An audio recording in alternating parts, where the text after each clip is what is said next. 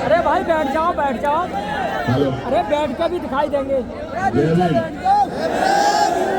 मेरा आग्रह है कि आप लोग अपने स्थानों पर बैठ जाओ, क्योंकि इससे जोर आ रहा है, ये टूट जाएगी तो चोट लग जाएगी आप लोगों को। ये हमारा आंदोलन है, हमें इसको संभालना है। पीछे भैया बैठ जाओ। अरे बैठो, बैठने की कोशिश करो। बहुत महत्वपूर्ण बात आज इस मंच से आपसे करनी है, इसलिए मैं आपसे आग्रह करूंगा कि आप बैठ जाओ। ये तभी संभव होगा जब आप सुनोगे। ऐसे जोर लगाने से संभव नहीं है। देश लोकतांत्रिक देश है, संवैधानिक देश है, तो बैठ जाओ। कहा जा रहा है उसको सुनो। जल्दी से बैठो, जल्दी से।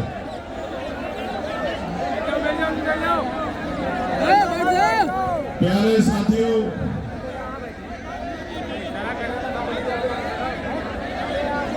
बैठिए बैठिए, आपसे भी कह रहा हूँ।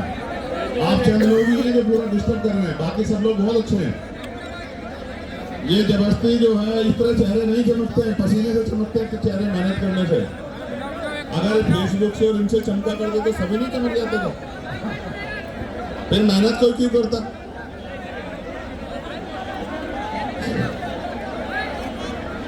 प्यारे साथियों, आज 11 फरवरी 2026 को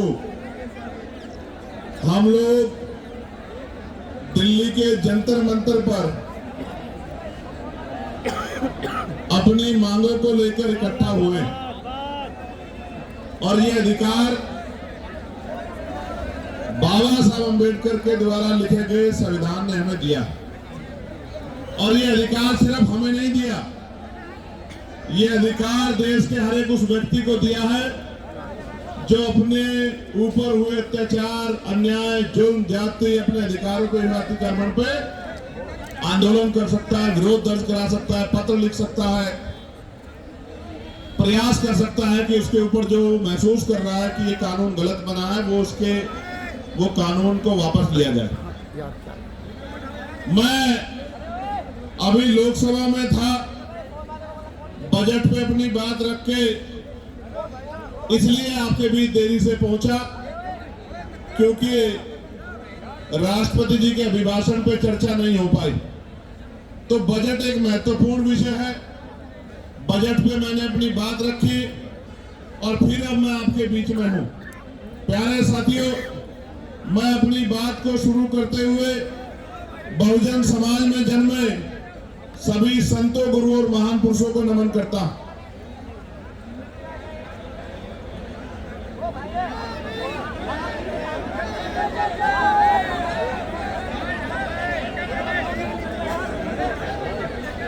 इसलिए नमन करता हूं क्योंकि मैं एक पढ़ा लिखा अधिवक्ता हूं, लोकसभा का सदस्य हूं,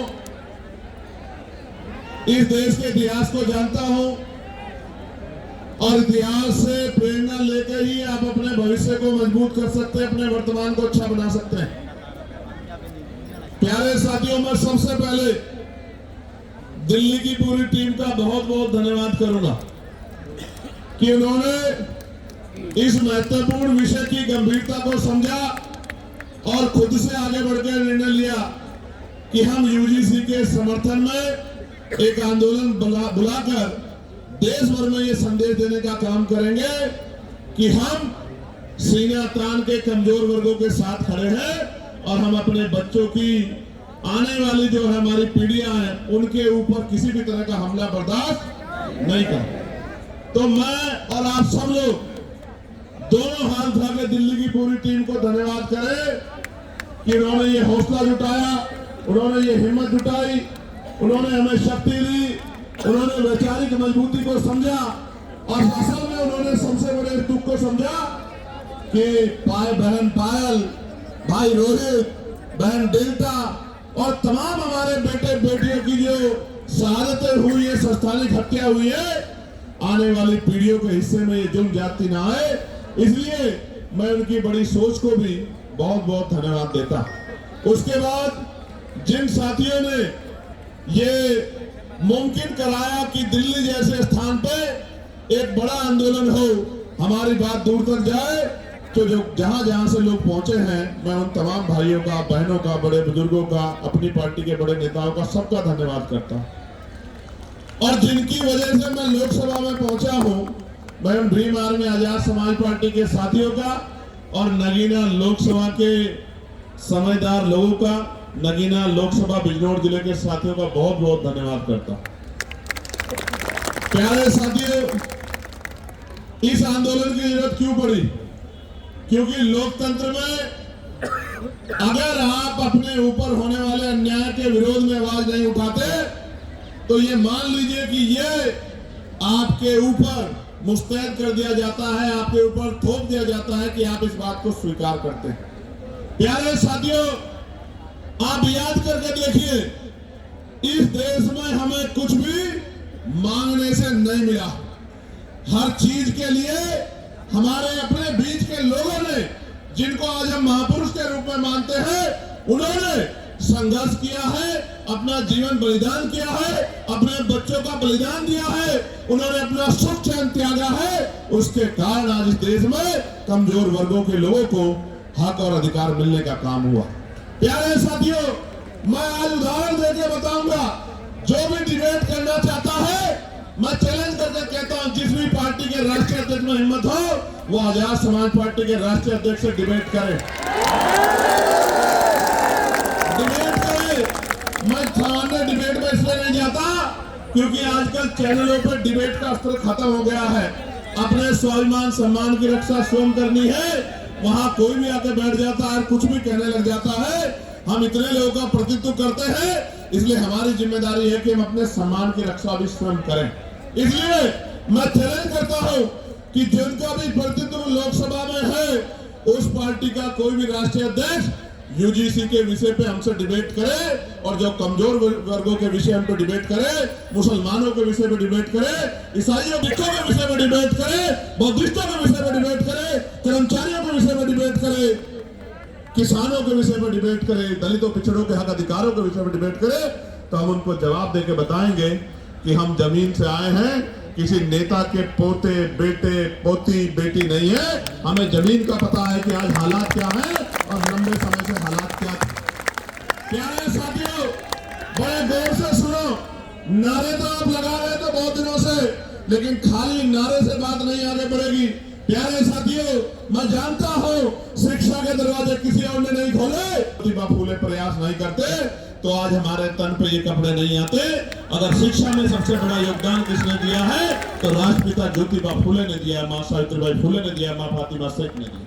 प्यारे साथियों, इस देश में जिस आरक्षण को रोज बुरा भला कहा जाता है, हालांकि किसी की हैसियत नहीं है बुरा भला कहने की, क्योंकि जब आप ये कहते हैं, जब आप एक उंगली किसी की तरफ उठाते तो 4 उंगली आपकी तरफ भी जाती है, 3 उंगली एक अंगूठे का रुख भी आपकी तरफ होता है, जो आपको बताता है कि एक बार अपने गिरवान में भी झांकिए।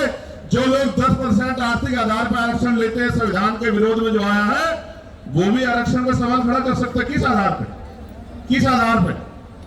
जो लोग सदियों से आरक्षण का लाभ लेते आ रहे हैं, तमाम संस्थानों पर काबिज हैं, जिन्होंने कमजोर वर्गों के लोगों को उनकी दुख तकलीफों के बाद, उनके भूखे पेट के बाद, जब उनकी बच्चों को तन ढकने का अधिकार नहीं था, जिन्होंने उनके आंसुओं के बाद भी, जिनके मुंह से एक शब्द भी हाय का भी नहीं निकला कि इनके साथ गलत हो रहा, वो उनसे सवाल कर रहे हैं? नहीं, आपको कोई अधिकार नहीं सवाल करने का।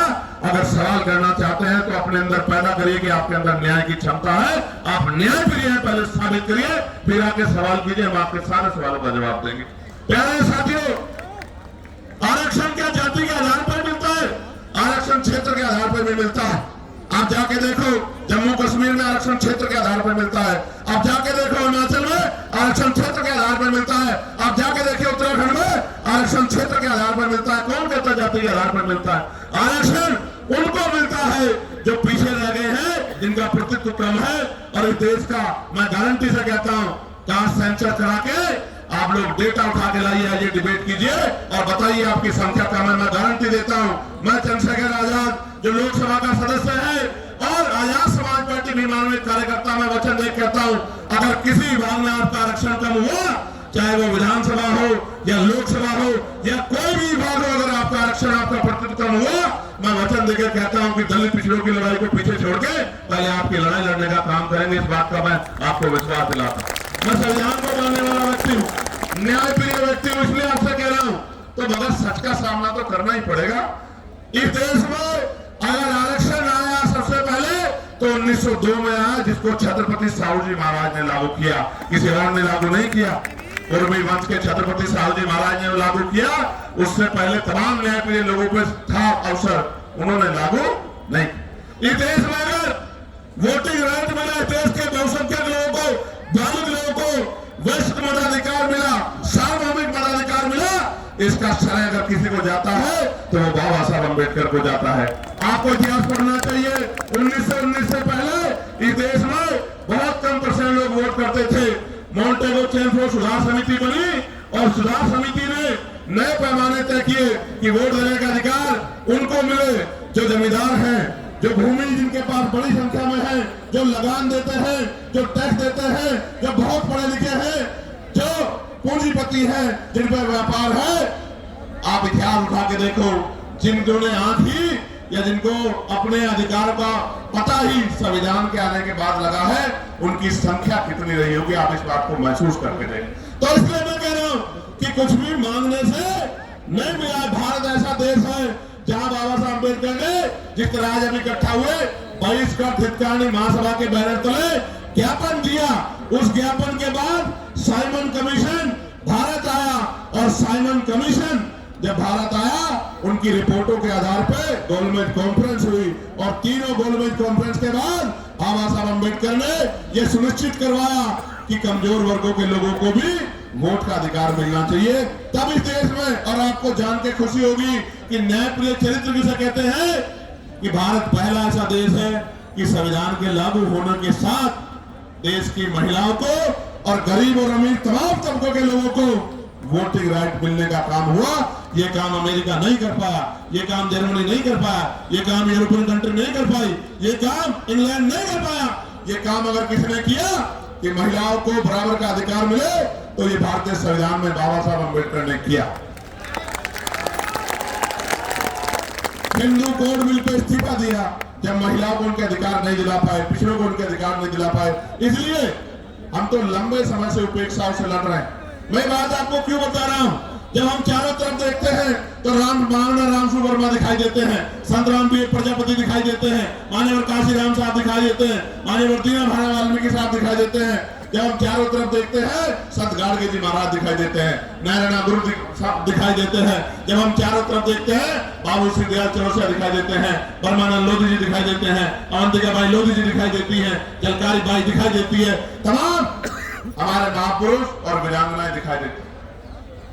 ये सब कौन है? इन्होंने हमारी बस्ती में जन्म नहीं लिया, इन्होंने हमारे जिले में जन्म नहीं लिया, इन्होंने हमारे प्रदेश में जन्म नहीं लिया, मगर हम अपने माँ बाप से ज्यादा इनका सम्मान करते हैं और इनके सम्मान पे खून की बूंद बूंद लगा सकते हैं। उसका कारण क्या है आप जानिए। उसका कारण ये है कि इन महापुरुषों ने अपने बच्चों को भी पीछे छोड़ दिया, इन्होंने हमारे लिए अपना पूरा जीवन जिया। इनकी वजह से आज हमें अधिकार मिले। इसका मैं उदाहरण बताता हूं। बाबा साहब अम्बेडकर ने अपने जीवन में 3 लोगों को गुरु माना। धार्मिक गुरु उन्होंने, न्यायिक गुरु के तौर पर उन्होंने महामानव तथागत बुद्ध को अपना गुरु माना। शिक्षा के क्षेत्र में उन्होंने राष्ट्रपिता ज्योतिबा फुले को अपना गुरु माना और अंधविश्वास पाखंडवाद को यानी कि विज्ञानवाद के तर्क के आधार पर बात करने के लिए उन्होंने गुरु कबीर जी को अपना गुरु माना। आप समझो, बाबा साहब ने राष्ट्रपिता ज्योतिबा फुले को गुरु माना, उनके दिखाए रास्ते पे चले, साहू जी महाराज के रास्ते पे चले। इसी वजह से वो सामाजिक न्याय की बात को मजबूती से रख पाए। कहां थे लोग जब इस देश में अस्टन टैक्स लिया जाता था? कहां थे लोग इस देश में जब विधवा विवाह रोका गया था? कहां थे जब सती प्रथाएं होती थी? कौन खड़ा था इस बात को लड़ने के लिए जब महिलाओं को जिंदा जला दिया जाता था? वही महापुरुष खड़े थे जो समझते थे कि हर व्यक्ति के जीवन का मूल्य क्या है। प्यारे साथियों, बात मैं आपको क्यों बता रहा हूं कि हमारे पार्टी के नेता बात कह रहे थे कि भाई चंद्रशेखर आजाद पिछड़े वर्ग के लिए मैदान में कोई नहीं आता। मैं उनको कहना चाहता हूं कि आप पिछड़े नहीं हैं, आप हमारे भाई हमसे पिछड़े हुए हैं, आप पिछड़े नहीं हैं, हम सब लोग पिछड़े हैं। आप हमारा परिवार हो, हमारे भाई हो, बस पिछड़े हुए हो, हम पिछड़े को इकट्ठा करने के लिए हम लोग निकले। और आप ही नहीं, हर पीड़ित, शोषित, वंचित किसान, कमेरा, वो चाहे बौद्ध हो, सिख हो, सामान्य जाति का भी कोई गरीब है, शोषित है, उसको भी हमारा अपना है, उसके लिए भी हम लोग खड़े। मुस्लिम समाज के लोग, क्या हालत है आज आपने देश में देखा? मजारें गिर रही हैं, खानकाएं तोड़ी जा रही हैं, मस्जिदों में बुलडोजर चल रहा है। और अयोध्या में क्या हुआ? जिस व्यक्ति पे आरोप लगा के उसका घर तोड़ दिया, उसको बंद रखा, कोर्ट ने उसको बरी कर दिया। अगर हिम्मत है तो मुख्यमंत्री माफी मांगे अपनी बात के लिए, जो बात उन्होंने असेंबली में खड़े होकर कही थी कि इस धर्म के लोग गुंडागर्दी करते हैं। मैं आपको बताना चाहता हूं कि सब लोग पीड़ित हैं, सब लोग पिछड़े हैं। अभी एक नौजवान साथी मुझसे मिला, मुझसे कहना है भैया हमारा विषय उठाना। मैं पूछना चाहता हूं, सरकार न्यायप्रिय है तो आप मुझे बताओ, 2025 जुलाई में सरकार ने जवाब दिया कि सेंट्रल यूनिवर्सिटियों में पिछड़े वर्ग के professor, assistant professor, associate professor की 80% रिक्तियां है। कितने परसेंट? 80% रिक्तियां। आदिवासी समाज की 83% रिक्तियां और शेड्यूल कास्ट की, अनुसूचित जाति की 65% रिक्तियां। अब मैं पूछना चाहता हूं, कोई भी डिपार्टमेंट तभी तो चलेगा जब उसको चलाने वाले लोग होंगे। जिस डिपार्टमेंट में, जिस विभाग में 80% पद खाली पड़े हैं, वहां कौन हमारी पीड़ा को सुन रहा है? जब हमारा आदमी वहां है ही नहीं तो हमें न्याय वहां कहां से मिल सकता है? 45 सेंट्रल यूनिवर्सिटियों में 38 जो वाइस चांसलर है, कुलपति है, वो सामान्य जाति के हैं। हमारा विरोध ये नहीं है कि सामान्य जाति के हैं, हमारा विरोध ये है कि 45 में से 38 कितने परसेंट बैठता है कि SC, ST, OBC के लोगों में काबिलियत नहीं है? किस आधार पर आप ये बात कहना चाहते हो? एक SC का, एक ST का, 5 OBC समाज के जिनकी संख्या 52%, उनको 12% भी नहीं मिल रहा, इसलिए आंदोलन करना पड़ता है, इसलिए यहाँ आना पड़ता है। हम तो जानते हैं, मैं आपको इस मंच से कह रहा हूं, फिर कह रहा हूं, याद करो फूले साहब को, याद करो साहू जी महाराज को, याद करो पेरियार को, याद करो रामसु वर्मा जी को, याद करो बाबू जगदेव प्रसाद कुशवाहा जी को, याद करो चड्डा कपूरी ठाकुर जी को, याद करो परमानंद लोधी जी को, याद करो संत राम बी प्रजापति जी को, याद करो शिवदयाल चौरसिया जी को, याद करो। और मैं आपको भी कहता हूं, मुस्लिम समाज के मेरे भाइयों, कि अगर सर सैयद अहमद खान नहीं होते तो एक यूनिवर्सिटी भी आपके लिए नहीं बनती। आपको आइडिया नहीं है, कोई आपको पूछने वाला नहीं। और अगर आपके लिए यूनिवर्सिटी नहीं होती, आपको तालीम नहीं मिलती, तो आपको इस देश के सिस्टम में आने का मौका ही नहीं मिलता। जब आप डॉक्टर, इंजीनियर, IAS, IPS, वकील जज नहीं बन पाते, तो आपको कलम में ताकत नहीं होती। आप कहां से किसी का भला कर पाते? आप तो अपना भला भी नहीं कर पाते। आपने देखा उनके बाद 2 लोगों ने यूनिवर्सिटी बनाने का काम किया, दोनों के परिवारों का क्या हाल है? आजम भाई के परिवार का क्या हाल है आप देखो, और इकबाल भाई के परिवार का क्या हाल है सहारनपुर में, आपने देखा। अगर वो कोई व्यापारी को बना लेते तो कोई दिक्कत नहीं थी। यूनिवर्सिटी बना के पढ़ाओगे, उनको सिस्टम में लाओगे तो लड़ाई हो जाएगी, दरअसल बात नहीं। मैं आपको ये बता रहा हूं मेरे प्यारे साथियों, प्रदेश का, देश का कोई डिपार्टमेंट उठा के देख लो, अगर आप बैकलॉग ढूंढोगे तो मैं लिख के देता हूं कि अगर बैकलॉग भरा जाए तो आज ही 5, 7, 10 lakh schedule caste, schedule tribe, backlog, backward के लोगों को नौकरी, सरकारी पक्की नौकरी मिलने काम होगा। लेकिन इन सरकारों ने क्या कर रखा है? इन्होंने ठेके सुविधा पे अपने लोग रख रखे हैं, कम पैसे में लोग रख रखे हैं। जो लोग रख रखे हैं उनको पूरा पैसा नहीं मिलता, कॉन्ट्रैक्चुअल जॉब दे रखी है, क्योंकि आरक्षण ना देना पड़े SC, ST, OBC के लोगों को। इसलिए मैं आपको कहना चाहता हूं, ये जो UGC आया, मैं इसका धन्यवाद करूंगा इस गाइडलाइन का। इसके आने से कई लोगों के चेहरे बेनकाब हुए जो कहते थे हम सेकुलर हैं, हम समाज पार्टी के प्रोटेस्टर से मेरा अनुरोध है कि ये अपने झंडे वंडे जो है साथ लेके सड़क पर मार्च करते हुए ना जाए।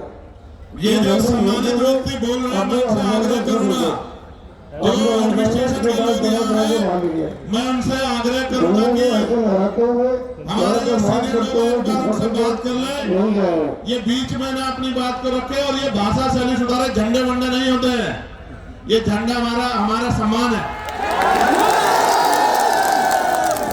और इस बार अगर भाषा शैली में सुधारेंगे तो फिर ये आंदोलन आज ही नहीं, अब आगे कल के लिए भी कह दूंगा, लोगों को अपील कर दूंगा, फिर देख लेना संभाल नहीं पाओगे तो करोगे।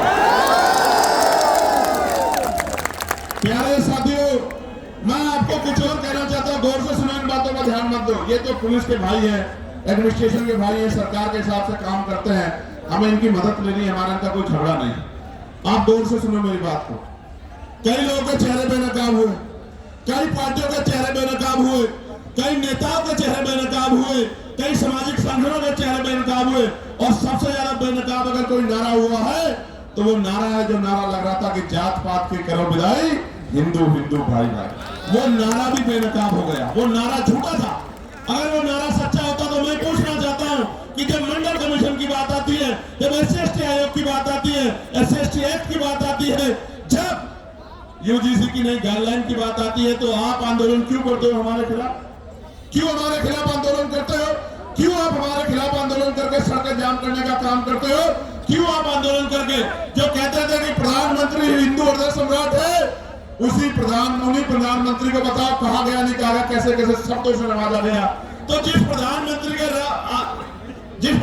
के राज में आपको EWS मिला, उन्हीं प्रधानमंत्री को जब एक आपको काल्पनिक ऐसा लगा कि भाई हमारे बच्चों के ऊपर जो है जांच बैठ सकती है, उन पे जो है उन पे मुकदमा दर्ज हो सकता है, सिर्फ काल्पनिक, कोई मामला सामने नहीं आया। हम पे तो उदाहरण है, मैं बताऊंगा पूरी बात में, हम पे उदाहरण, कोई मामला सामने नहीं आया तो आप आंदोलन करने चला है। क्योंकि जब भी मंडल कमीशन कहां से हिंदुओं के खिलाफ था, मुझे बताओ। अगर मेरे भाइयों को कुछ मिल रहा है और मैं विरोध कर रहा हूं तो मैं कहां से उनका भाई हुआ, आप मुझे बताओ। देखो बहुत कुछ बेनकाब हुआ। बेनकाब ये हुआ है कि जाति सत्य है, जाति सत्य है, और जाति को ठुकराया नहीं जा सकता। जिसको हिंदू हृदय सम्राट कहते थे, उसी को जाति के आधार पर गाली देने का काम करते। इसका मतलब जब तक वो व्यक्ति आपका काम करेगा तब तक आप उसको पलकों बिठा के रखोगे। जैसे ही वो कोई और उनका रोल भी नहीं UGC में, तो आप उनको गाली देने लग जाओ। ये है जाति का सत्य। मैं और बताता हूँ, हाथ कंगन को आरसी क्या और पढ़े लिखे को फारसी क्या। कल ही एक मामला हुआ एक बैंक में, 2 बेटियां थी। वो एक बेटी कहती है कि मैं ठाकुर और दूसरी बेटी वो ब्राह्मण समाज की है। मैं तो तमाम महिलाओं का सम्मान करता हूं, लेकिन आप देखो कि उन्होंने क्यों नहीं कहा कि मैं हिंदू हूं, और दूसरी बेटी ने क्यों नहीं कहा मैं हिंदू हूं। एक ने कहा मैं ठाकुर हूं, दूसरे ने कहा मैं ब्राह्मण हूं, और दोनों अपने अपने समाज से समर्थन मांग रही है, और दोनों के विरोध में एक दूसरे के समाज के लोग गाली बकने का काम करते हैं। इसलिए मैं आपको बता रहा हूं कि वर्ग की बात नहीं है, ये बात जातियों तक जाती है जब आपके अधिकारों पर हमला होता है। और सबसे बड़ी बात देखो, जिनके बच्चों को जो बच्चे मर रहे हैं जिनके, क्योंकि 118% की वृद्धि हुई अपराध में। ये मैं नहीं कह रहा हूं, ये सरकार के आंकड़े कह रहे हैं, एजेंसियों के आंकड़े कह रहे हैं। 118% की वृद्धि हुई, और कानून की ये गाइडलाइन कैसे बनी? सुप्रीम कोर्ट ने ऑर्डर किया कि गाइडलाइन बनाओ UGC को। UGC ने गाइडलाइन बनाई, हमने नहीं बनाई। और उस गाइडलाइन में जैसे ही पिछड़े वर्ग के लोगों को जोड़ा, क्योंकि गाइडलाइन तो 2012 में बनी थी, 2012 में बनी थी, लेकिन जैसे ही पिछड़े वर्ग के लोगों को जोड़ा, तत्काल विरोध शुरू हो गया। मैं आपको बताना चाहता हूं कि इस नारे के पीछे अगर कुछ है तो वो पिछड़े वर्ग के लोगों का विरोध है। इस बात को मेरी आप याद रखना। ये सरकारें, इनकी सोच पिछड़ा वर्ग विरोधी है, और हम इस बात को इसलिए लड़ रहे हैं क्योंकि हम जानते हैं कि राष्ट्रपिता ज्योतिबा फुले हमारे लिए लड़ रहे थे, छत्रपति साहू जी महाराज हमारे लिए लड़ रहे थे, ईवी पेरियार रामानायकर स्वामी प्यारेलाल यादव हमारे लिए लड़ रहे थे, मामला राम सुवर्मा चौधरी महाराज सिंह भारती सर छोटूराम चौधरी चरण सिंह हमारे लिए लड़ रहे थे। इसलिए आज हम यहाँ सीना तान के खड़े हैं कि हम अपने भाइयों को अकेला नहीं महसूस होने देंगे, उनके साथ। प्यारे साथियों, UGC की बात हुई है, मैं पूछना चाहता हूं कोई ऐसा प्रोटेस्ट बताओ जो UGC के विरोध में हुआ हो और पुलिस ने उन पर लाठी चलाई हो। कोई एक विरोध आप मुझे बताओ पूरे देश के अंदर, या उनको पकड़ के खींचा हो, या उनके कार्यक्रम में इस तरह से माइक उठा के बीच बीच में कहा हो कि भाई आपके लोग कम है, आपके लोग ज्यादा, कभी हुआ क्या? लेकिन जैसे आप लोग आंदोलन करने आए, कहां BHU में, कहां गोरखपुर यूनिवर्सिटी में, कहां लखनऊ यूनिवर्सिटी में, कहां JNU में, कहां DU में, आपको पीट भी रहे हैं और पीट के उठा के बंद भी कर रहे हैं। क्योंकि जो समाज प्रभावी होता है, जिनके पास मीडिया होता है, जिनके अधिकारी होते हैं, जिनकी एजेंसियां होती हैं, जिनके पास वॉइस होती है, उनकी छोटी से छोटी बात भी लाखों मील तक दूर जाती है, और जिनकी आवाज नहीं होती उनको हत्या करके लटका दिया जाता है। तो चारों तरफ सुनसान, चारों तरफ इस तरह का चुप्पी होती है कि जैसे कुछ हुआ ही नहीं। इस देश में क्या नहीं सामने, क्या नहीं सवाल देश में? हमने लक्ष्मणपुर बातेकांड सुना, जहां हमारी मां के पेट चीर के और जो बच्चे थे पेट में उनको निकाल के तलवार की नोक पे खड़ा कर दिया। क्या नहीं देखा हमने देश में? इधर के दलितों, पिछड़े मुसलमानों, आदिवासियों ने क्या नहीं कहा? कितने दंगे, कितने जुल्म, कितनी लाशें हमारी जो है, क्या क्या क्या बयान करूं मैं, क्या क्या दिशा देश में, कितने दंगे, कितनी एनसीआरबी का डेटा क्या कहता है, कितने बच्चों की कत्ल लुटती है। मैं कहता हूं सार्वजनिक करो, रिकॉर्ड उठा के बताओ कि जिन बच्चों की 1 लाखों की संख्या में कत्ल लुटती है, किस समाज की, किस समाज के, बताओ समाज को। क्योंकि ये समाज सेवा है, इनको नहीं पता कि रोज इनकी बच्चियों को, बेटियों को कहीं ना कहीं प्रदेश में, देश में जुल्म जाति का शिकार होना पड़ रहा है। और जब न्याय मांगने जाते हैं तो लाठियों से स्वागत होता है, अपमानित गालियां दी जाती है। इसलिए मैं कह रहा हूं कि ये नारा तार्किक नहीं है, जो नारा लगा के आपको लंबे समय से बेवकूफ बनाया जा रहा है। ये नारा तार्किक होता तो मैं गारंटी देता हूं कि यूजीसी गाइडलाइन के खिलाफ कोई आदमी सड़क में नहीं आता। वो कहता कि यूजीसी गाइडलाइन, अच्छा डर कौन, डरेगा कौन? कानून कितने देश में? 302 है, 304 है, 308 है, 307 है, कितने कानून है? इतने कानून बने हुए हैं, हर कानून का दुरुपयोग हो सकता है। कोई दुरुपयोग का एक तो मामला आता, 2012 से SC/ST के उसमें गाइडलाइन बनी हुई है, आप पे 10 मामले हैं जो आपके खिलाफ फर्जी दर्ज हो गए हो, कुछ तो होगा आपके पास जिसके आधार पर आप कह रहे हो, लेकिन कोई तथ्य नहीं है। एक ही तथ्य है कि हमें अपराधी मान ले। हम कहां अपराधी मान रहे हैं भाई? हम कौन है अपराधी मानने वाले? कन्वेंशन रेट कहता है कोर्टों का। हम तो किसी को सवाल नहीं करते कि जब हायर जुडिशरी में, हाई कोर्ट में और सुप्रीम कोर्ट में हमारा रिप्रेजेंटेशन नहीं होता, हम तो तब भी सवाल नहीं करते। हम जैसा भूंगा भरा कौन लोगों को कौन होगा? कौन होगा? हमसे ज्यादा सीधा सच्चा व्यक्ति तो इस देश में कोई भी नहीं होगा, जो जुल्म भी सहता है और चुप भी रहता है। जानवर भी अपने हक के लिए लड़ते हैं, हम लोग तो अपने हक के लिए भी लड़ पाते हैं। हमसे ज्यादा सीधा भोला कौन होगा? और इसी भोलेपन का फायदा लंबे समय से उठाया जा रहा है। प्यारे साथियों, इसका एक उदाहरण बताता हूं कि क्यों लड़ना पड़ता है। मध्य प्रदेश में 90 के बाद, जब मंडल कमीशन के बाद आरक्षण लागू हो गया पिछड़े वर्ग के लोगों को, तो आज भी वो भैया खड़ा है। 13% आरक्षण वहां, जो संवैधानिक 27% मिला है, उसमें से भी 13% मिलता है। वो रोज आंदोलन करते हैं। यही सुप्रीम कोर्ट उस मामले को, फाइल को नीचे दबा के रखता है। क्यों नहीं सुनता? जब आपने एक दिन पहले PL दाखिल हुई और अगले दिन सुनवाई कर ली, तो हमें पीड़ा होती है कि जब 69,000 शिक्षक भर्ती का मामला उत्तर प्रदेश का सालों भर पड़ा रहता है कोर्ट में, जब 27% रिजर्वेशन का मामला सालों पड़ा रहता है और आप कभी सुनवाई नहीं करते। मेरे आज भी याद है, जब डिमोशन हुए थे उत्तर प्रदेश में, एक पूर्व की सरकार थी, जब उनके निगरानी में डिमोशन हुए थे, इसी सुप्रीम कोर्ट ने कहा था कि पहले डिमोशन कराओ, उसके बाद हम सुनेंगे। मैं पूछना चाहता हूं, जब हमारे हकों की बात आती है तो क्यों चुप्पी थाम लेते हो आप? हम तो उम्मीद लगा के बैठे कि आप न्याय के देवता हो, आप न्याय की मूर्ति हो, आप न्याय करोगे। क्या ऐसा गाइडलाइन में, जिसने गाइडलाइन ना पढ़ी हो, मुझे बताओ, क्या उसमें आर्थिक रूप से कमजोर वर्गों को उद्देशिका में नहीं जोड़ा गया? आर्थिक रूप से कमजोर वर्ग EWS में सारे सामान्य जाति के बच्चे, तो कैसे सामान्य जाति के खिलाफ हो गया? इसमें महिलाओं को जोड़ा गया है, इसमें दिव्यांगजनों को जोड़ा गया है, कैसे किसी के खिलाफ हो गया? और कहा गया कि भाई इसमें नोटिफिकेशन में ये नहीं रखा कि सामान्य जाति के प्रतिनिधि होंगे। मैं कहता हूं 38 जब कुलपति सामान्य जाति के हैं, तो आपका रिप्रेजेंटेशन कौन कर देगा? जब इतना बैकलॉग है OBC SC/ST का, तो आप हमें तो गारंटी देता हूं, जो समता समिति बनेगी बनवा लो, OBC के ST के प्रोफेसर नहीं मिलेंगे आपको स्टैंडपुर में, सीनियर प्रोफेसर मिलेंगे नहीं। मेरा चैलेंज आप चेक करवा। तो इसलिए मैं कह रहा हूं, प्यारे साथियों, मंडल कमीशन आया था, मंडल कमीशन 2 सिफारिशें लागू हुई, अभी बाकी सिफारिशें चुप हुई। कभी कोर्ट को नहीं लगता कि ये सिफारिशें लागू होनी चाहिए, कभी नहीं लगता, कभी नहीं लगता।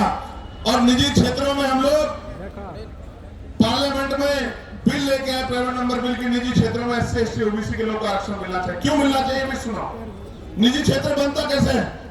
निजी क्षेत्र इस तरह बनता है कि सरकार जमीन देती है, 1 रुपए लीज पे 1000 रुपए की जमीन, फिर उसको लोन देती है, फिर टैक्स में छूट करती है।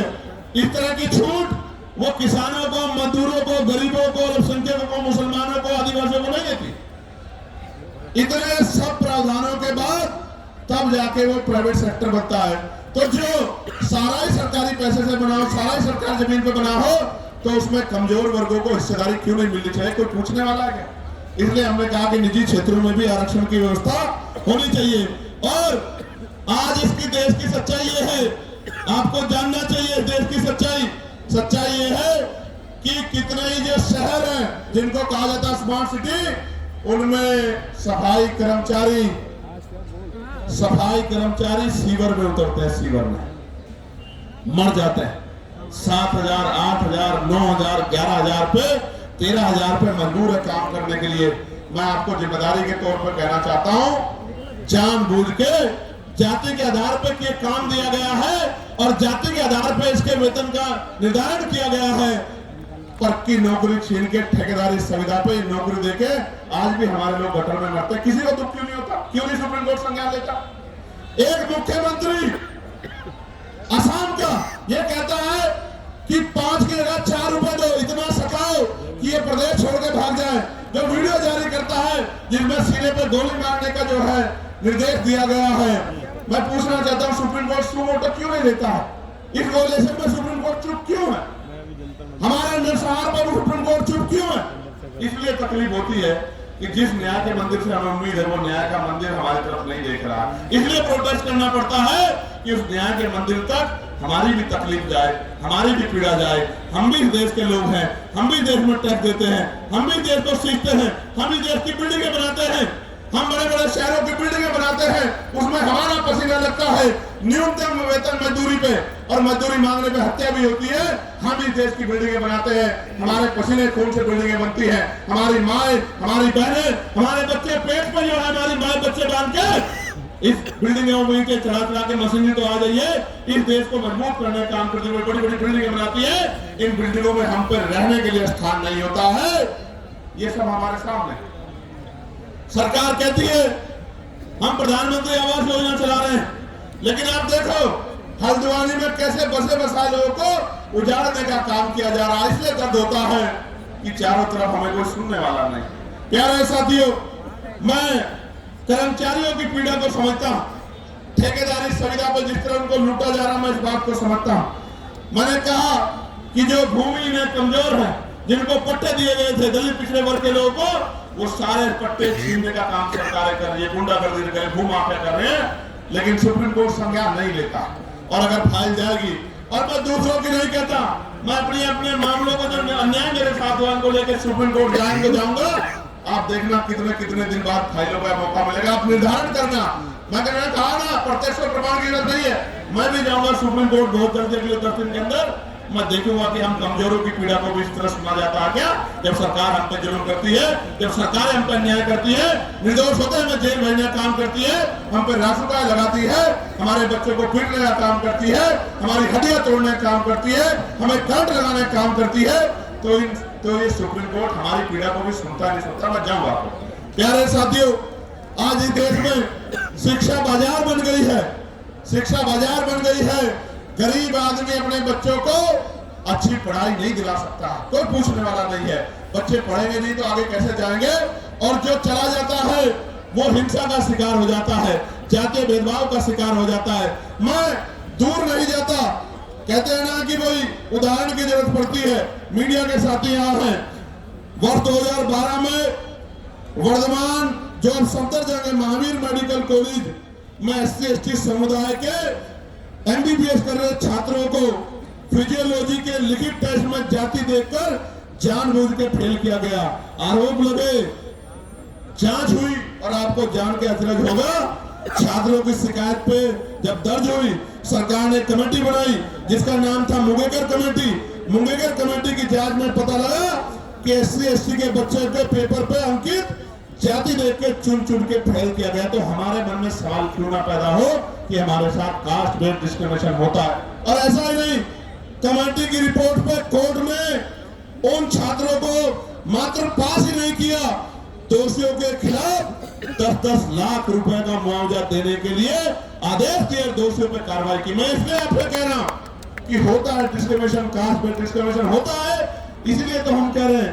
और हमने थोड़े गाइडलाइन बनाई, हमारी पीढ़ी को आपने कास्ट का सुप्रीम कोर्ट के आदेश को आपने सुन के गाइडलाइन बनाई। मैं धन्यवाद करूंगा कि उन गाइडलाइनों को हमारे पढ़े लिखे लोगों ने पढ़ा।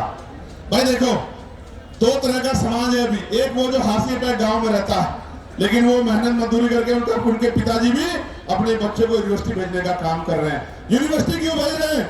कि मेरी गरीबी, बेबसी, लाचारी, परेशानी, बीमारी, तकलीफों को ये मेरा बेटा पढ़ लिख के doctor, engineer, IAS, IPS professor बन के 2 रुपए कमा के सम्मान का जीवन खुद भी जिएगा, मेरी तकलीफों को भी दूर करेगा, मेरे दरिद्र को भी काटेगा। वो बच्चा पढ़ने आता है लेकिन वो उत्पीड़न का शिकार हो जाता है। और ये मैं नहीं कह रहा हूं, ये एजेंसी की रिपोर्ट कह रही है, इसलिए इस आधार पर गाइडलाइन बनी है। प्यारे साथियों, बातें तो बहुत है कहने को, लेकिन मैं ये कह रहा हूं, ये सच है कि जहां आपकी आवाज नहीं होगी वहां सुनवाई नहीं होगी। इसलिए आपको अपनी आवाज को मजबूत करना पड़ेगा। आज इस आंदोलन का पहला चरण है, आज यहाँ है, कल राष्ट्रीय अध्यक्ष भीम आर्मी के नेतृत्व में भोपाल में होगा। 9 तारीख को राजस्थान में हुआ था। हम लोग इतनी चैन से नहीं बैठने वाले हैं। हमें जब उससे कोई पूछता है कि चंद्रशेखर भाई कैसा है जीत के, तो मैं कहता हूं मैं नहीं यहाँ, मेरे लोगों ने मुझे चुन के भेजा है, क्योंकि आज उनकी आवाज को उठाने वाला कोई भी नहीं है। आज उनके दर्द पे, उनकी दर्द पीड़ा पे बोलने वाला कोई नहीं है। मेरी क्या औकात थी कि मैं आ जाता लोकसभा में? मेरे लोगों ने वोट और नोट देके मुझे चुन के भेजा है। मेरी जिम्मेदारी बनती है कि अगर उनकी तरफ 5 है, उनकी तरफ उंगली उठे, तो मैं भी बोलूं और अपने साथ के जागरूक लोगों को भी बोलने के लिए तैयार करूं। इसलिए आज ये आंदोलन हो रहा है।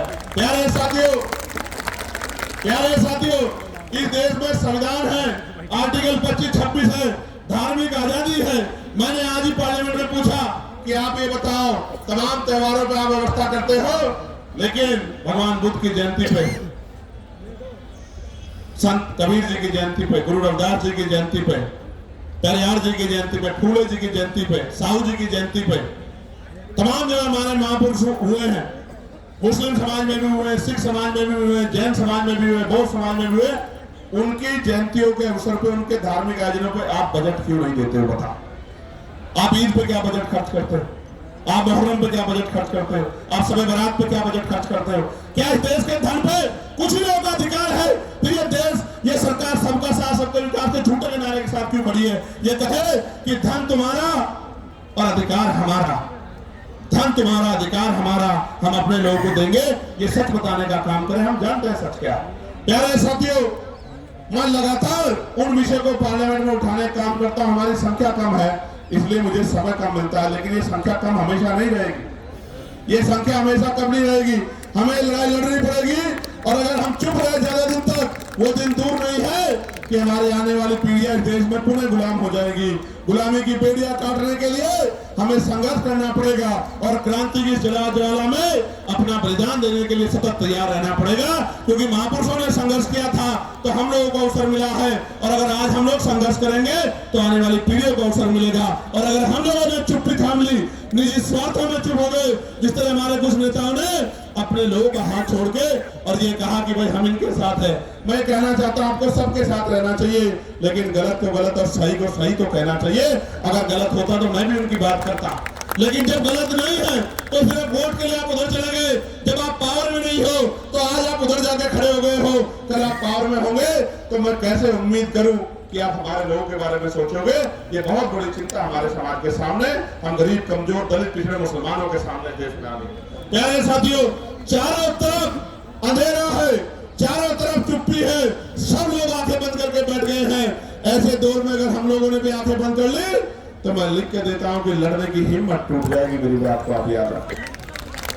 जब मैं ये लड़ाई लड़ रहा हूं, आपको नहीं पता इसके बाद मुझे क्या मिलेगा। मीडिया में जो उस तरह की सोच के लोग हैं वो मेरे खिलाफ राजनीतिक प्रोपेगेंडा चलाएंगे, झूठे प्रोपेगेंडा चलाएंगे। वो जो अधिकारी सोच के हैं वो मुझे, मेरी पार्टी कार्यकर्ताओं को तोड़ने की कोशिश करेंगे, झूठे मुकदमे लगाएंगे। लेकिन मैं आपको बताना चाहता हूं, जीवन एक बार मिला है, जीवन बार बार नहीं मिलता। मौत कल की आती आ जाए, हम अपने लोगों के हितों से किसी भी कीमत पे समझौता नहीं करेंगे। अगर हम जैसे लोग चुप हो गए, हम जैसे लोग बैठे, तो मैं लिख के देता हूं कि फिर कोई हिम्मत नहीं कर पाएगा कि वो लड़ाई को लड़ ले। प्यारे साथियों, लड़ाई बड़ी महत्वपूर्ण है। आज आपने इतनी बड़ी संख्या में जुट के ये संदेश सरकार को दे दिया कि आप लोग कमर कसे हुए बैठे हो, मेरे एक आदेश का इंतजार कर रहे हो। मैं आपको विश्वास दिला के बताता हूं,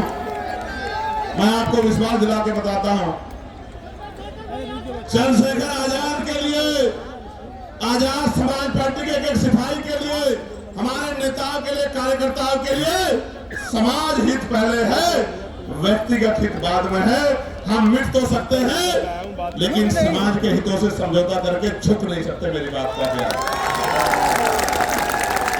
मैं अकेला व्यक्ति था, बनते ही यहाँ बैठे, मैं अकेला व्यक्ति था जिसने बीटी एक्ट के खिलाफ आवाज उठाई कि बीटी एक्ट 1949 खत्म किया जाए, क्योंकि उसमें बौद्धिक समाज के लोगों के साथ अन्याय हो रहा। प्यारे साथियों, ये बातें मैं आपको इसलिए बता रहा हूँ कि आपको जागरूक होना पड़ेगा। यहाँ तो बहुत सारे ऐसे लोग हैं जो बिल्कुल अपने से दिखाई देते हैं, ऐसा ही पढ़ना पहनते हैं लेकिन अपने नहीं है।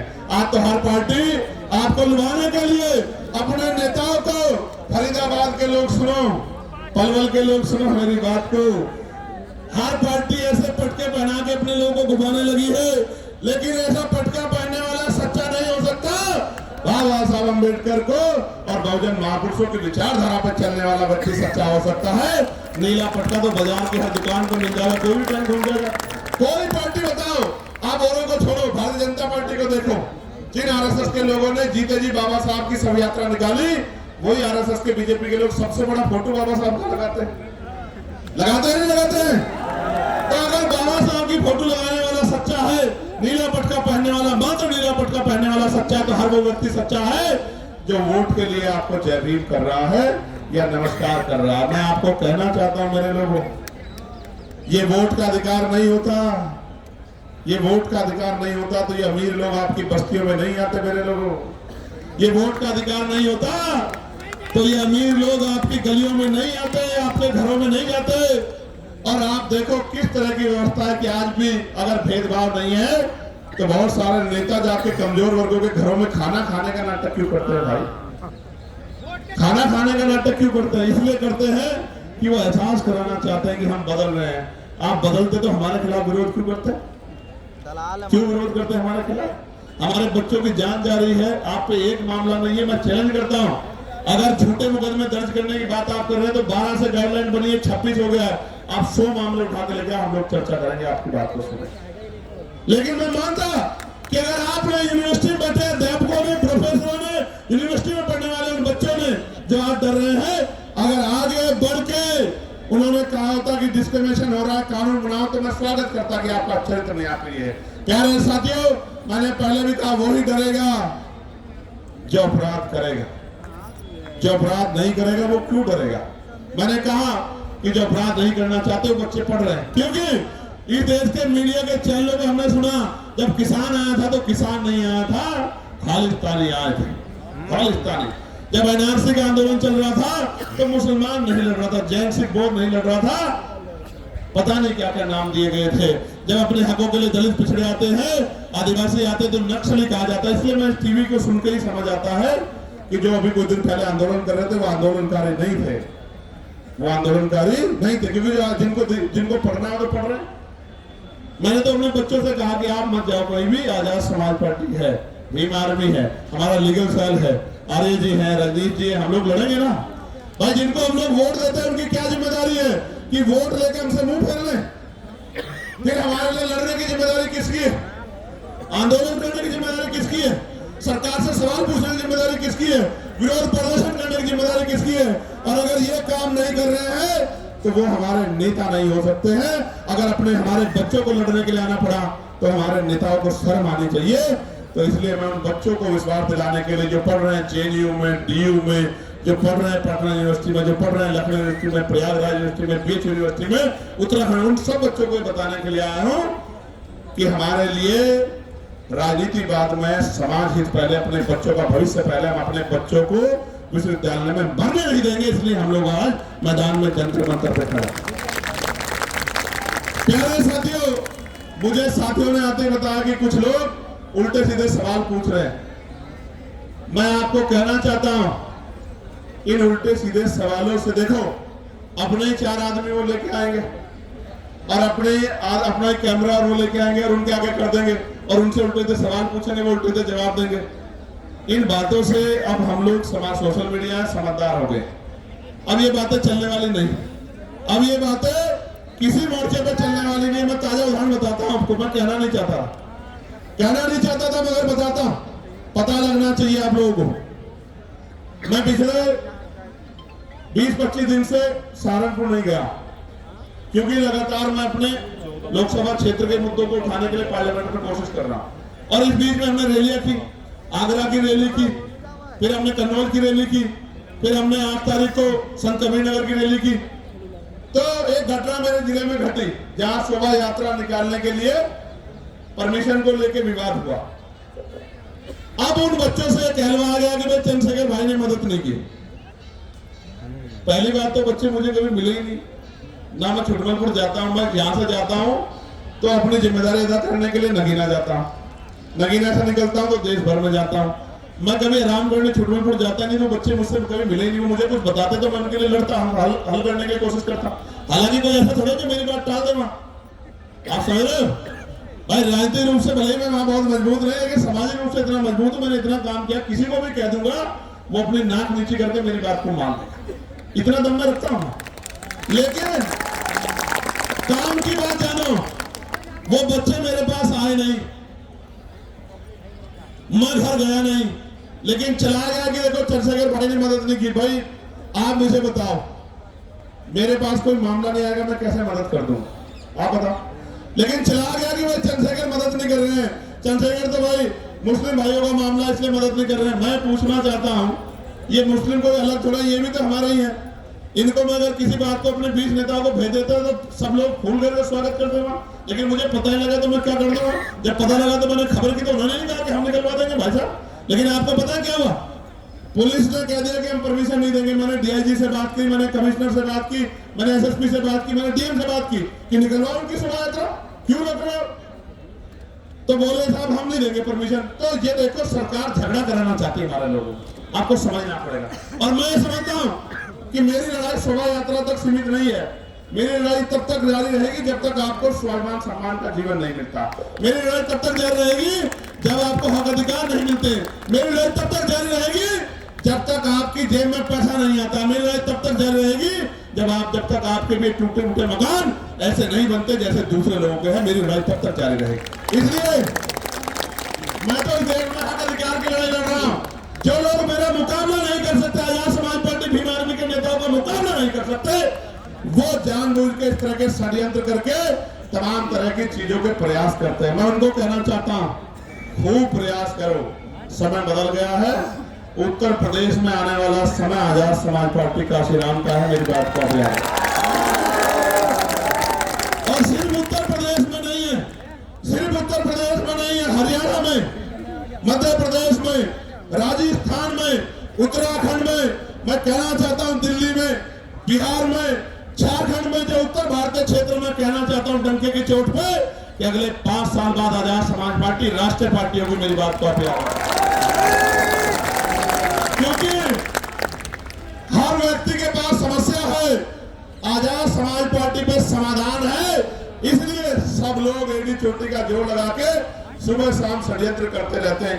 इतना काम ही अपनी पार्टी के लिए करे तो इनकी पार्टी का 1-2 एमएलए जीत जाएगा। अगर इतना काम करें, अपना काम नहीं करते, बस यही काम करते हैं, कभी हमारे नेताओं को पकड़वाते हैं, कभी अखबार में भी खबरें छपवाते हैं। इनसे थोड़े करने वाले हम लोग, इन साजिशों से हम लोग निर्देश दी डरने वाले नहीं, याद रखना मेरी बात।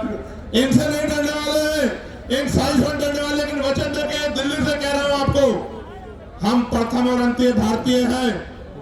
भारत की अस्मिता पे कोई आंच आएगी, भारत की सेना के सम्मान पे कोई आंच आएगी, जो हमारा गौरव है, हमारे अर्धसैनिक बलों पे, हमारे पुलिस के भाइयों पे कोई आंच आएगी, अगर हमें खून की कमी भी हो जाएगी तो हम अपने खून का कतरा देके इस देश के गौरव की रक्षा करेंगे। मैं आपको बता किसी धर्म से नहीं है, हमारी लड़ाई अधिकारों की है, हमारी लड़ाई सामाजिक न्याय की है, हमारी लड़ाई भाईचारा कैसे बनेगा। एक आदमी ताला लगा के बैठ के गरीबों को कुछ देना नहीं चाहता। ये लोधी जी खड़े हैं बुलंदशहर वाले, एक आदमी ताला लगा के बैठ गए, हापुड़ वाले भी और वो देना नहीं चाहता, और हम लोग दरवाजा खटखटा रहे हैं कि हमारा हिस्सा में दे दो। कैसे जो भाईचारा बन जाएगा? जब तक इस देश में धन धरती राजपाट नहीं बढ़ेगा, बटेगा, तब तक बात आगे नहीं बढ़ेगी। और मैं आपको कहना चाहता हूं, समय आ गया है, नौजवानों ने लड़ाई ली है। कहते हैं ना, संघर्षों के साय में घनघोर जवानी पलती है, और इतिहास उधर झुक जाता है जिस ओर जवानी चलती है। जिस दिन से मुजफ्फरनगर की रैली हुई, आगरा की रैली हुई, हरदोई की रैली हुई, कन्नौज का ऐतिहासिक जो है महारेला हुआ, संत कबीर नगर की रैली हुई, 25 तारीख को जौनपुर में ऐलान होगा। उसके बाद जौनपुर में चैलेंज करके कह रहा हूं, गौर से सुनो, जौनपुर में ऐतिहासिक रेला होगा। जौनपुर के बाद 15 तारीख को बाराबंकी में ऐतिहासिक रेला होगा। उसके बाद 29 तारीख को मार्च में लखीमपुर खीरी में महारेला होगा। मेरी बात को आप यार टंके की चोट पर कह रहा हूं। और रंजन साहब, आप भी सुनो, आपने नहीं देखा होगा कि 2 दिन पहले ग्राउंड बदल दिया जाता है, 2 दिन पहले परमिशन नहीं देते हैं। जिस तरह के गुंडा तंत्र से हम लोग लड़ रहे हैं, कोई लड़ नहीं सकता। हमारी बड़ी बड़ी रैलियां होती है और मीडिया में 1 मिनट नहीं होती कि आजाद समाज पार्टी की न्यूज दिखा। लेकिन हम नाराज नहीं है, हम नाराज नहीं है। हम ये मानते हैं कि अभी हमारी शक्ति का हम इसको बढ़ाएंगे। हम मजबूर करेंगे कि हर एक व्यक्ति की नजर हमारी तरफ जाए, हर एक व्यक्ति की नजर हमारी तरफ जाए, वो हमारे दर्द को महसूस करे, वो हमारे विषय पर चर्चा करे। वरना एक ही समाज के लोग टीवी के पूरे पैनल में बैठ जाएंगे और एंकर भी उसी समाज से होगा। कैसे दलितों, पिछड़ों के, मुसलमानों के हालातों में चर्चा कर लोगे मेरे भाई? आप ही सोचो क्या हालत। प्यारे साथियों, गरीब का दर्द गरीब समझता है और मजलूम का दर्द मजलूम समझता है। कोई शोषक शोषितों का दर्द नहीं समझ सकता। प्यारे साथियों, मैं आज इस मंच से नगीना के लोगों से माफी चाहता हूं, क्योंकि नगीना के लोगों की इच्छाएं बहुत है, लेकिन मैं मजबूर हूं कि नगीना से उत्तर प्रदेश फतेह नहीं हो सकता है। इसलिए मैं 1 साल का समय नगीना के लोगों से चाहता हूं। जब 27 का चुनाव खत्म हो जाएगा, मैं वचन दे कहता हूं, मैं नगीना को 1 मिनट के लिए नहीं छोड़ूंगा, आपके साथ रहूंगा 24 घंटे। लेकिन अभी आप अपने दिल पे हाथ रख के बोलो और बताओ, क्या नगीना के, मात्र नगीना को मेरी जरूरत है या पूरे उत्तर प्रदेश में जाके जन जागरण की जरूरत है? आप बताओ। देखो, मेरे पास अभी 5 करोड़ की निधि है और वो ट्रांसपेरेंट है। मैं चैलेंज कर कहता हूं, अगर मेरी साथ पे कोई सवाल खड़ा कर देगा तो जो सजा देगा उसको मान लूंगा। वो सबके सामने है। मैं कोशिश करता हूं कि किसी का काम जो जरूरी है वो ना रुके। मैं फिर कह रहा हूं, ये 5 करोड़ में सीमित हूं मैं। जिस दिन राजकाज बनेगा, सिर्फ नगीना नहीं, जिस चीज पे आप हाथ रख दो कि भाई ये काम होना चाहिए, मैं गारंटी देता हूँ काम करके दिखाएंगे। इसलिए प्यारे साथियों, 1 साल का समय दे दो। 1 साल, इतने साल जुर्म से आया, आपको बिल्कुल याद रखा। 1 साल का समय दे दो। 1 साल के बाद आपकी तरफ एक भी शिकायत की सुई नहीं आने देंगे। इस बात का मैं आपको विश्वास दिलाता। प्यारे साथियों, शामली भैंसवाल के लोग धरने में बैठे हैं, कुछ लोग यहाँ भी आए हैं हमारा समर्थन करने। मैं उनका बहुत समर्थन करता हूं। उनकी जो मांग है आप बताइए, हम लोकसभा के पटल पे भी उठाने का काम करेंगे और उनको जाके मजबूती देने का भी काम करेंगे। प्यारे साथियों, अंत में जब मैं अपनी बात को खत्म करूंगा तो मैं आपसे भी कुछ उम्मीद करके आया। बताओ, मेरी मदद करोगे नहीं करोगे? और मेरी मदद का मतलब क्या है? सुनो, मेरी मदद यानी कि आपकी खुद की मदद। गौर से सुनना। आज हमने, किसी को नहीं पता था हमारा प्रदर्शन यहाँ होता है तो पूरा कनॉट पैलेस, पूरा ये क्षेत्र जाम हो जाता है। इस बात को पूरा प्रशासन, पुलिस जानती है। आज हमने चुनिंदा लोगों को, ये भी हजारों संख्या में हो गए हैं, अलग अलग स्टेट से बताया कि उनको जाके किस तरह लड़ाई लड़नी है। राजस्थान के कुछ साथी दिख रहे हैं, हरियाणा के कुछ साथी दिख रहे हैं, यूपी के कुछ साथी दिख रहे हैं, मध्य प्रदेश के कुछ साथी दिख रहे हैं, इसी तरह उत्तराखंड के साथी भी दिख रहे हैं। दिल्ली का तो बारंबार हम लोग धन्यवाद करते हैं। बिहार के साथी दिख रहे हैं। मैं आपको एक कहना चाहता हूँ, गौर से सुनो, मैं आपको एक कहना चाहता हूँ अंत में, गौर से सुनो, मैं आपसे क्या चाहता हूँ। आप यहाँ से जब घर लौटो तो इस बात को समझो कि political power is the master की। जब तक राजनीतिक सत्ता हमारे पास नहीं होगी तो हमारे हितों में फैसले नहीं होंगे, पॉलिसियां नहीं बनेगी। मैं आपसे, आप मुझसे मेरे खून का कतरा कतरा ले लो। फौजी साहब, लेकिन मैं आपसे आग्रह कर रहा हूं कि गली मोहल्लों में जाके अपने वोट को संगठित करके अपनी ताकत 2027 में उत्तर प्रदेश के अंदर बना। अरे बैठ जा भाई। और मैं बड़ी बात नहीं कह रहा हूं सुनील जी, एक मौका आप आजाद समाज पार्टी का भैया अगला सांसद तू ही है, बैठ जा। वचन देकर कहता हूं, विश्वास से कहता हूं, पूरी हिम्मत से कहता हूं कि जो लोग आज हमारे साथ नहीं है वो भी ये कहेंगे कि हम उसका विरोध भले ही कर सकते हैं उस पार्टी का, उसकी पॉलिसी का, लेकिन उनका काम में मुकाबला नहीं कर सकते। ऐसा काम करके दिखाएंगे, मेरी बात को आप याद रखें। प्यारे साथियों, मैं पुलिस के भाइयों का बहुत धन्यवाद दूंगा। एड्रेस मुझे भी नहीं पता अभी। अरे यार क्या है? अरे पीछे भी तो खड़े हैं यार। अरे बैठ जा जल्दी। ओ भाई, ओ दीवाने, अभी बाद में देंगे आजमगढ़ को मौका। अभी आप ये सुनो, 25 तारीख को जौनपुर में कार्यक्रम है, रैली है एक बार। अरे यार, और 25 तारीख के बाद 15 तारीख को 15 मार्च को रैली है बाराबंकी लखनऊ के पास। और 29 मार्च को है लखीमपुर खीरी और 5 अप्रैल को है उत्तराखंड के साथियों को भी मौका दिया है कि वो भी अपनी शक्ति को इस बार दिखा दें। बहुत दिन हो गए हैं उनको भी, क्योंकि इस बार उत्तराखंड से भी हमारा प्रतिनिधित्व आने वाला है, ऐसा भी मेरा विश्वास है। प्यारे साथियों, आप यहाँ जुटे हो, बड़ी ताकत दी आपने आके, इतनी छोटी कॉल पे इतनी मजबूती से आपने आंदोलन किया। 500 लोगों के आंदोलन को 50 बार टीवी पे दिखाया जाता है, 5 लोगों के आंदोलन को ब्रेकिंग न्यूज में दिखाया जाता है। आशा और उम्मीद है कि आज आपकी तरफ भी मीडिया की निगाह जाएगी, ऐसा मेरा विश्वास है। भले ही वो निगेटिव वे में जाए, भले ही वो निगेटिव वे में जाए, भले ही वो ये कहे कि बहुत शोर शराबा था। अरे भाई देख लिया, सबने देख लिया, नीचे हो जा। इसको दिया धक्का दे, इसको बात करें इनको कभी कभी बैठ जाओ ना यार, बैठ भाई, कमाल है। प्यारे साथियों, ऐसे मुट्ठी बंद करो मेरे साथ सब लोग, जहां तक मेरी आवाज जा रही है मुट्ठी बंद करो।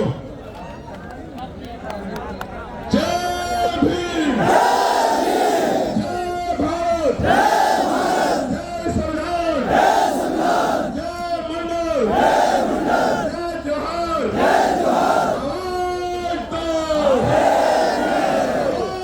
तो यूजीसी गाइडलाइन लागू करो, यूजीसी गाइडलाइन लागू करो, बाग लोग भरो, बाग लोग भरो, किसानों को एमएसपी की लीगल गारंटी दो,